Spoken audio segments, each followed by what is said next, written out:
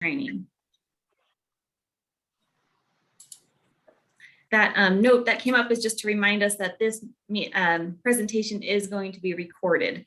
And I think we'll leave the recording on for the question and answer, but we can double check that at the end. Strength training will help build and maintain bone density. It helps improve strength, improves balance. It can help improve coordination. The stronger the muscles are around the bones, the better the coordination and the balance around that joint can be. That can improve the body's awareness of where it is in space, its ability to react to different forces, and to improve your mobility and also decrease your risk of falling. And it helps improve the ability to perform activities of daily living when you're carrying in the groceries, or you're carrying a laundry basket, or you're picking a heavy pot up out of the bottom cupboard. Those are all strength training exercises, and practicing strength training can make those activities of daily living more enjoyable and easier to perform. It also helps to prevent and control chronic disease. This slide is just showing a few of the ways that strength training can help prevent and reduce symptoms of chronic conditions. This is by no means an exhaustive list. Some of the things strength training can do, it can help improve glycemic control in diabetics. For osteoporosis, it can build and maintain bone density and also reduce fall risk. And if you have osteoporosis, reducing your fall risk is extremely important because you want to make sure you're not falling on bones that are not as strong as they used to have been. We'll talk more about osteoporosis in a subsequent slide here. Strength training can also improve strength and flexibility around the joints, which can reduce arthritis pain and stiffness. A typical arthritis pain is worse in the morning when you haven't been moving, and typically that helps the joints loosen up and get joint fluid around the joint, and that can help reduce pain and stiffness. Strength training also can improve the metabolism. Increasing muscle mass can improve your metabolism, and that can help with your metabolism, but also help you perform your activities of daily living. Strength training also can help with back pain. The stronger the back muscles and the core muscles are, the more supported the spine is.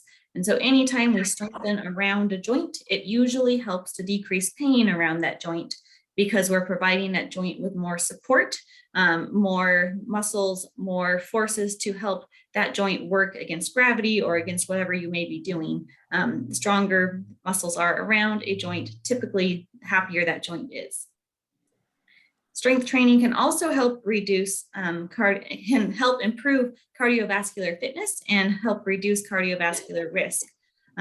You also get your heart rate up while you're strength training. So there's lots and lots of benefits to why strength training is part of a balanced exercise program. So this slide is taken from the American College of Sports Medicine and the Center for Disease Control and Prevention. They recommend at least 150 minutes of moderate intensity physical activity a week. That's aerobic. And being a group of hikers and walkers, my guess is that this part is the easy part to get in. We live in a beautiful place. There are lots of trails, lots of beautiful parks, lots of ways to get outside on a walk and do the aerobic activity portion of the physical activity recommendations. The American College of Sports Medicine recommends strength training 2 days a week that involves all major muscle groups, and recommends flexibility exercise 2 days a week.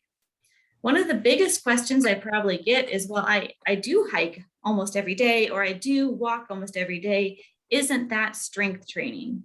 And the answer is no. Aerobic activity primarily is recruiting a type of muscle fiber that is more of an endurance muscle fiber, the type 1 fibers. And strength training helps to recruit the type 2 fibers that are more your power and faster muscle fibers. So your aerobic activity is very, very important, and please keep doing it, especially if you like it. Stay active, that's awesome. But the aerobic activity is going to help your cardiovascular system, it's going to help your lungs, it's going to help your blood flow, it's going to help your mental state. It's going to help with a ton of things, but it doesn't satisfy the strength training recommendation of these physical activity recommendations. And we'll talk more about type 1 and type 2 muscle fibers coming up next. I want to talk more about why those muscle fibers are important to work on specifically. Muscle mass starts to decrease around age 30 with a 3 to 8% loss per decade on average. The rate of muscle mass loss actually increases around age 60. And this involuntary loss of muscle mass function and strength can contribute to increased disability. And this is why strength training is so important, because strength training can help to slow or significantly slow or perhaps stop this gradual loss in muscle mass fibers. You want to maintain your muscle. That we need that muscle to do our daily activities, carry the groceries, go upstairs, get up out of a chair. And the best way to be able to do those activities longer is to keep working your muscles so that you're able to produce those forces. You're able to do those activities. We get into a tricky spot when the activities of daily living are the hardest level activities a person is doing. So if the hardest part of the day is standing up out of the chair, that's pushing your body more to what you're training for. So when we're training for life, we want to be doing exercises to help support our activities so that getting out of the chair isn't the hardest thing we're doing.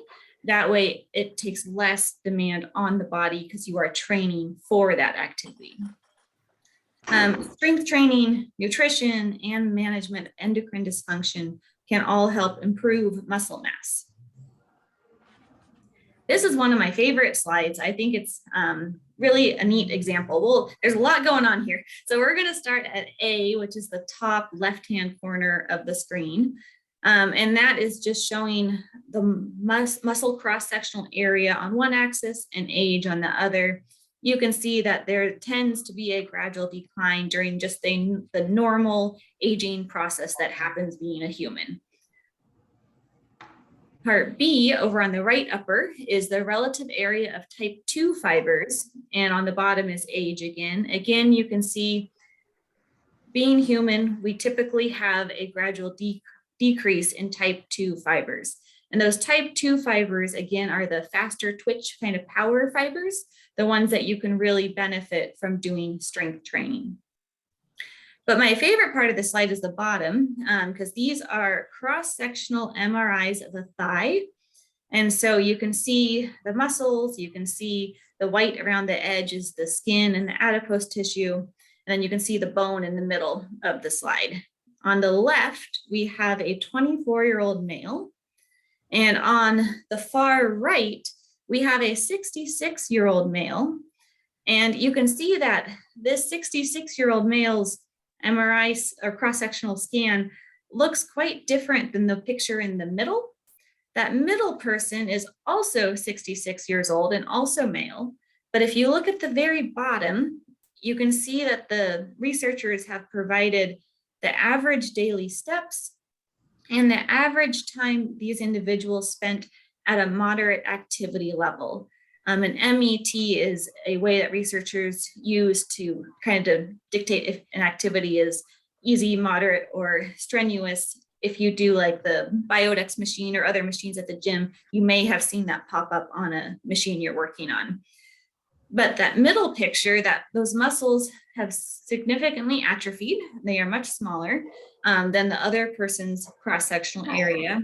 And that person has a significantly lower average daily step, and their amount of time spent in that moderate activity is also lower. I also really like this slide because it is a nice demonstration that you can build muscle mass at any age. It takes longer the older you get, but it's still totally possible. With a good exercise plan, good diet, you can build muscle mass. And so that's why I like this slide, because that 66-year-old on the right has such significantly more muscle mass than that person in the middle. All right, let's talk about osteoporosis a little bit. So weight bearing and muscle strengthening exercises are effective for osteoporosis prevention and treatment. It's documented that active people have a 30% higher bone mineral density than inactive people. And high impact exercises and weight training do stimulate bone mineral content in the skeleton. So the great thing about this is the hiking and walking that you are already doing is good for your bones. And then if you add in strength training, that is also good for your bones. So you're getting kind of those three components of an exercise program to support bone health: the impact, strength training with weights or body weight, and balance training. The impact is really important for osteoporosis prevention because when we are walking and our foot hits the ground, those ground reaction forces go up through our skeleton, and that reaction force and that impact is what stimulates our bones to make more bone material. We've been talking about this throughout the other slides, but just to kind of repeat it, the power and endurance in aging, those type 2 fibers tend to decrease during aging, and these are called fast twitch fibers, and they help us move quickly, get up from a chair, and perform other faster movements. Strength training can help to maintain and improve your power and endurance. So we want to be able to maintain the ability to get up out of a chair easily, to reach down and pick up something from the floor. We want to improve those power and endurance aspects. So strength training versus cardio. Walking and hiking typically recruit type 1 or those slow twitch muscle fibers. Strength training typically brings more type 2 or fast twitch fibers. And these fibers are the ones that help support our more power-oriented activities. And performing the cardiorespiratory training is essential to maintaining a healthy heart, lung, and overall fitness. And incorporating strength training helps you preserve type 2 fibers, which naturally decrease as we age. And the balance is the key here. All right, I'm going to now pass it over to Brittany, and she will carry on from here.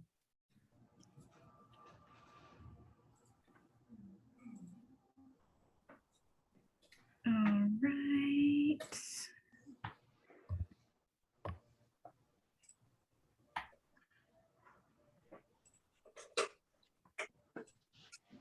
Okay, so we are going to dive into some considerations if you choose to begin a strength training program. So before beginning, there are a couple of different things that are good to consider.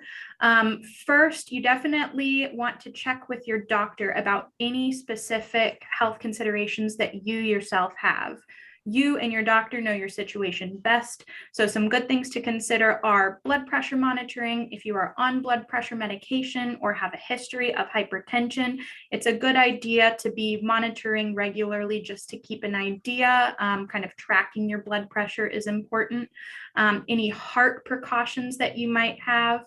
If you are seeing a cardiologist or have any information from any doctors about things that you should avoid or things that you should be doing, those are good things to consider before beginning a strength training program. And then if you've had any surgeries recently, there are some surgeries like shoulder surgeries where you have specific lifting restrictions for a certain amount of time. Sometimes back surgeries or knee surgeries, you can have similar restrictions, or you might have range of motion restrictions. So if you're working with a doctor or a physical therapist and anyone has told you that you should be avoiding something because of a recent surgery, those are important things to consider, and you should always communicate with those professionals before beginning a strength training program. Once you decide to dive in, there are some aspects of the strength training program in particular that can be important to consider, such as the level of impact. Katie mentioned earlier about osteoporosis, and that's something that we want to consider to create that good balance of impact, to make sure that it is not too strenuous to cause any injury or sensitivity. You also want to consider if there are some balance aspects of any particular exercises that might need some modifications or some extra safety assistance. And then in the event that you are doing some strength training at home via a video or just some general body weight strengthening exercises, you definitely want to consider your environment. So things like rugs or tables or favorite lamps that you don't want to end up on the floor are all great things to consider if you are moving some limbs around you with weights.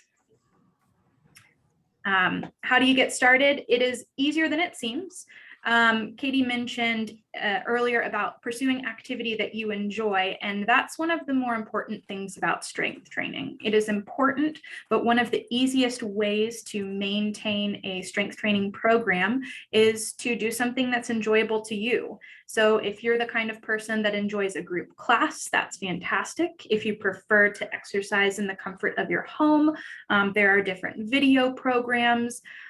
We will have a sample basic program that we'll discuss a little bit later that can lay a good foundation for that. And it's important to remember that body weight exercises are strength training. You don't necessarily need access to a gym or equipment or bands or weights. You can still challenge your muscles with some good body weight exercises.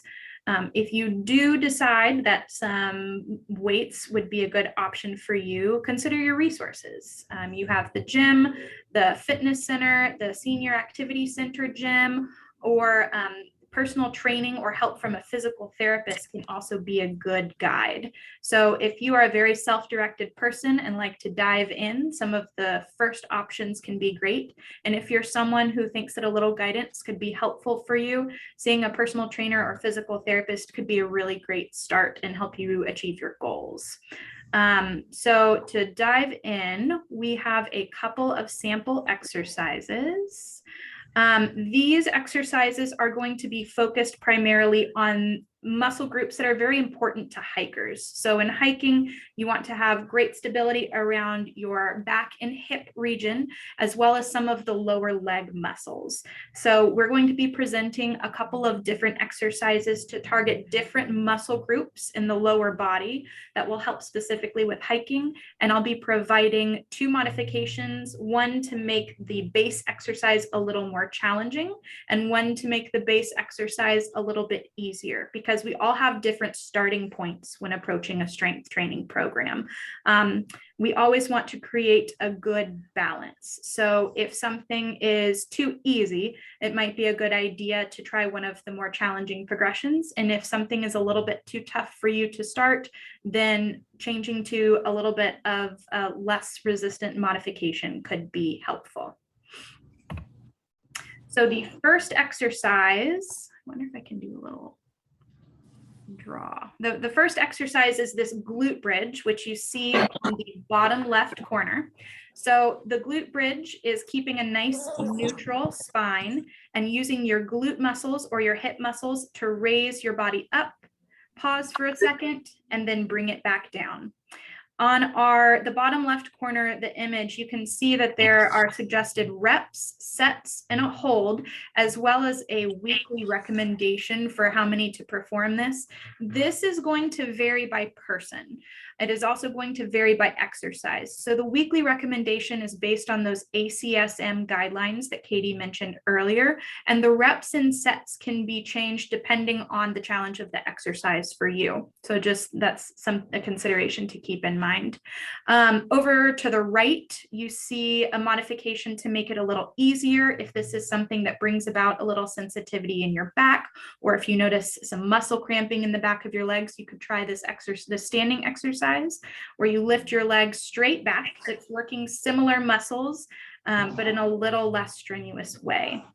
Alternatively, if the bridge is a little bit too easy for you, if it's something that you've been doing for a while and you're looking for a progression, you can add a march before bringing your hips back down. So that would look like raising the hips, lifting one leg up, bringing it back down just to get an inch or two off the mat or the floor, whatever you're working on, bringing the other leg up and down, and then bringing your hips back down. So that is working your glute muscles. So next we have a side lying leg lift, which targets another glute muscle. The previous was your glute max or maximus. This is your glute med or medius. So this is going to be, our base exercise is lying on your side, lifting the straight leg. And similar to the glute bridge before, you can make this a little bit easier by standing and lifting the leg out to the side, just as she, imagine if you were to take her and tilt her vertically and lift that side leg, that would be the same movement. To make it a little more challenging, you can pause for a couple seconds at the top to sustain that hold, or add an ankle weight for a little bit of additional resistance. The next is a hip flexor exercise, and it is going to engage your core muscles or your abdominal muscles a little bit as well. Lying on the back, a straight leg lift. If this is a little bit too much, again, strain on your back, if you feel like your muscles are a little more challenged than you think they ought to be, you can bend that straight leg just a little bit, and that will reduce some of the resistance that you have with this movement. So it'll look a little bit more like a march rather than a straight leg raise. Again, similar to the side lying leg lift, you can add an ankle weight or pause for a few seconds at the top to get a little bit of extra challenge. The next exercise is one of my personal favorites because it's incredibly functional. It is using a variety of muscle groups, and it's getting some good weight bearing, so it can be helpful with osteoporosis. It is pretty simple to do. You can bring it into your rotation pretty easily. It is a sit to stand. Always considering the height of the chair. If a chair is pretty low, that can make it a little more challenging. And if a chair is too high, it's not necessarily going to create the level of challenge that you need. So finding the sweet spot is important. Making sure you have a nice sturdy chair that's not on wheels is helpful. To make it a little bit easier, you can, like I mentioned, you can stand from a higher surface, or if you don't have a chair that seems like a good height, you can put a pillow on the chair. And to make it more challenging, instead of performing a full stand to firm sit, you can gently tap your hips rather than having a complete contact. And you could go a little bit slower on the descent. That can engage the muscles a little differently. Or you can rise a little bit quicker. So kind of varying that tempo can also make it a little bit more challenging. The last exercise that we have for you is the heel raise. This is working the muscles of the lower leg. So hiking, walking, these muscles are incredibly important for our propulsion, so moving us forward. You are going to rise up on the toes and then rise back down. If the just normal heel raise is a little too challenging, you can use your arms for assistance by placing them on a very firm surface like a countertop and helping lift you up. And to make it a little more challenging, you can shift your weight a little bit more to one side. So if I shift my weight over toward my left side and perform a heel raise, there's going to be a little bit more resistance through the left side, and then you can then repeat that on the right side. Alternatively, if you were to put the front half of your foot on a step, on a stair, you can go up and down, and that will give you a little more range of motion. So again, that's one to make it a little bit more challenging. You always want to make sure that that foot is firmly on the step. Safety considerations are most important. So if you're incorporating a strength training program for the first time, there are a couple of things that you could expect. The first thing that you should consider is DOMS, or delayed onset muscle soreness. And a lot of people describe this as the good soreness. If you've ever done a little more gardening than you normally do on a weekend, and you wake up the next morning and you feel a little muscle soreness in your joint, or excuse me, in your limbs, that's a good example. It's something that may onset in 24 to 48 hours and usually lasts about the same amount of time. So it's nothing that it extends for days and days, and it should not interfere with your daily function. This is not a requirement to know that you've had a good workout. It's more a sign that you're doing a movement that your muscles are not as accustomed to. So as you improve your consistency with strength training, you'll notice this less and less because your muscles will be more prepared. So you'll have less DOMs. Another thing to note is that muscle soreness is different than pain. Muscle soreness is something that you might notice the day after and is a very low level, almost sometimes can feel like a productive ache in the muscles. If you're noticing any joint pain, specifically during the movement, that might be a good time to adjust that movement. So if you are doing an activity and you say, this feels beyond my normal level of muscle burn, this feels pretty uncomfortable, that's a good time to make some modifications. If those modifications don't improve that pain, that could be a good time to get an extra set of eyes on that discomfort to see if there's some other modifications that can be made or some improvements to your technique or your strength that could help you do that movement better in the future. The other awesome benefits are incorporating some strength training are improving energy, help regulating sleep, and like Katie mentioned earlier, maximizing your ability to do your favorite things. So if hiking is your preferred method of exercise, working on some strength training can help you become a better hiker. Lastly, we've included some of our citations for the information that we've shared with you. So if you are ever interested in doing a little further digging into some of these concepts, you are welcome to use these as a good jumping off point. And those will be available in the shared lecture as well as the recording. And then we have some time for questions.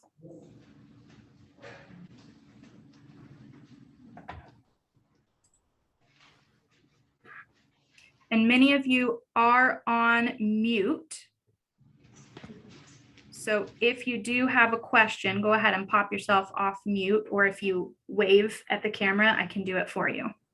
Could you put that last slide of citations back on for a moment? Sure can. And Brittany, can you hear me okay? Yes. Okay, so we're here at the Senior Center. So if anyone here has a question, now is the time. If the speaker doesn't pick up your question, I'll just relay it to her. Thank you. You're welcome. I'll pause on here for just another second or two. And I saw a hand waving as well. Yeah, I have a couple of questions. One is, I had hip replacement surgery over a year ago, and I was doing those PT exercises that you just showed. But if you do the same thing over and over again, month after month after month, is that beneficial? It's not as beneficial as switching it up. So your muscles get used to those exercises, and that's where adding extra resistance or changing it slightly can be more beneficial. I would say that would be repeating the same exercises would be more beneficial than doing no strength training. So it's kind of it's not a black and white answer, but I would say variety is good. It gets more muscles going. It gets your muscles working in different ways instead of just repeating the same routine for years. Right. Yeah. Thank you. And as things get easier, then you would just add more reps or weight. Either one, but I would change one variable at a time. So if you're going to add weight, extra weight, I wouldn't add extra reps that same session or that same week. If you don't have an ankle weight and you want to make it harder, then I would add extra reps. And then you could work up to adding an extra set. Okay. And where could I get additional exercises after I, got used to these? Because I'm already used to these. Yeah. Because of hip replacement. Yeah. That's where community resources, there's some great gym like YMCA that have group fitness classes. There's a bunch of other gyms in town that have group fitness classes. The Bellingham Senior Activity Center has group fitness classes. So there are lots of options, and Brittany kind of pointed out there's some community kind of group fitness type options. And there are also personal trainers in town or physical therapists in town that are familiar with working with active adults and could help someone progress a program and give them a more appropriate current program. Okay, and one last question. Are we going to get a copy of that presentation?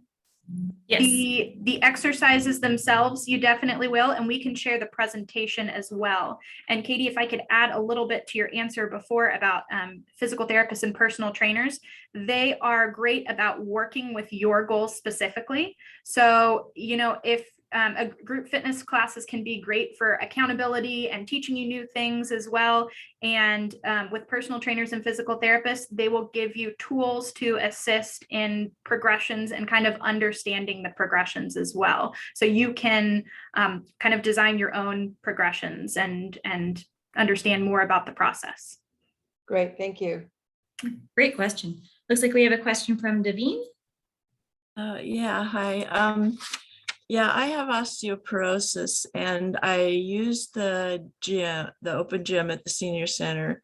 And I was wondering if there were certain machines there that would be good for it. I know that they told me, my doctor told me that I shouldn't do ones that twist my whole body.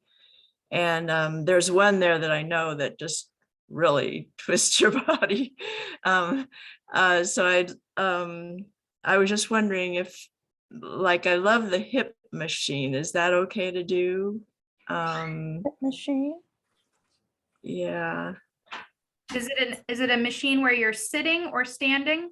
standing, and it has rollers and you raise your legs up and down. It's kind of twisting, but not I wouldn't think it would be bad. That's my favorite, so I hope it's not bad for me. Is it a hip extension machine, like where you're Yeah, it does adduction and abduction. this way? Yeah. Yeah, okay. In general, with osteoporosis, your doctor's exactly right. Avoiding twisting and a lot of kind of like bending forward movement can be helpful. So things that keep your spine in a neutral position can be really helpful. By the sounds of that machine, Katie, it seems like it would be something that would be totally fine. Yeah. I think following the rules of avoiding a lot of twisting or a lot of like forceful forward bending are helpful. But it sounds like in that machine, your trunk is pretty supported and you're using your leg muscles to move your legs, which would be very good for osteoporosis. Okay. Yeah. Or have you seen the gym at the senior center? Or Unfortunately, I haven't, no. oh, I was thinking that maybe you could suggest certain ones that might be especially good or something. I have an option for that. I'll make sure PJ's contact information is there in our senior center gym.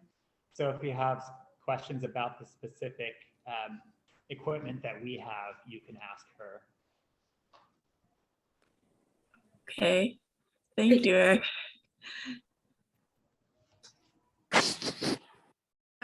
There's a question in the chat that says, if you have a clicking sensation in a joint, is it okay to continue the movement or change it somehow? And, you know, I'm going to give the most famous answer of all of my professors in physical therapy school, and that is, it depends.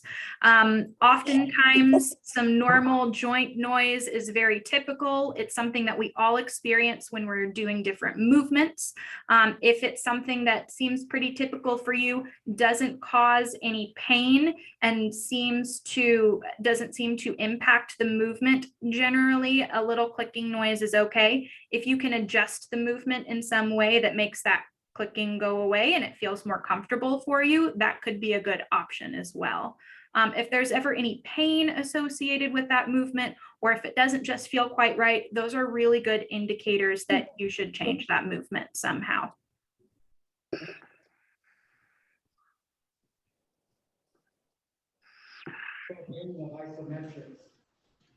What's your opinion of isometrics?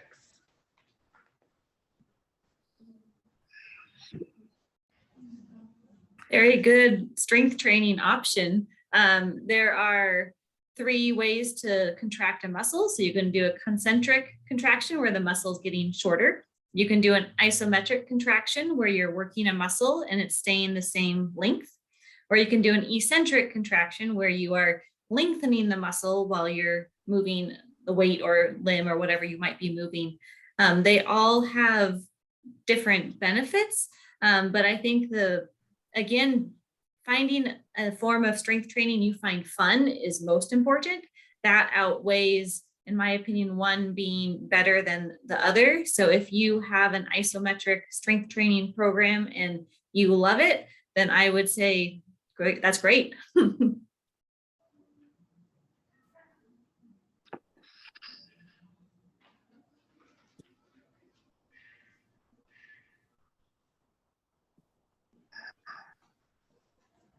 Well, Katie, thank you so much. And Brittany, thank you so much. I will send everyone who's registered for this meeting, I'll send them a copy of the slides and these exercises. And then anyone in the group that wants the slides, just let me know afterwards and I'll send them to you as well. Awesome. Well, great. Thank you all for attending. Nice to see you all. Thank you. You're welcome. Thank you.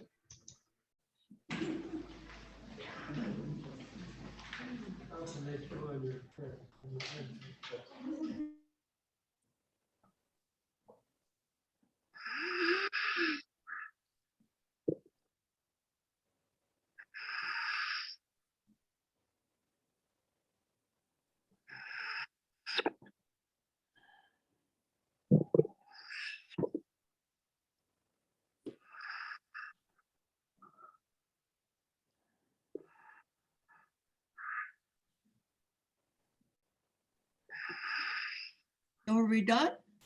We're all done. Yeah. Oh, Thank you so much for joining. Oh, well, I was expecting y'all to get us in action. Oh, sorry. Here This was it. waiting to get moving. Got my handheld weights ready to go. Oh man, I'm sorry. Jeez. Okay. Well, thanks for the info. You're so You're welcome. so welcome. Oh, that's sweet, honey. Yes. Yes. I love you. Yeah.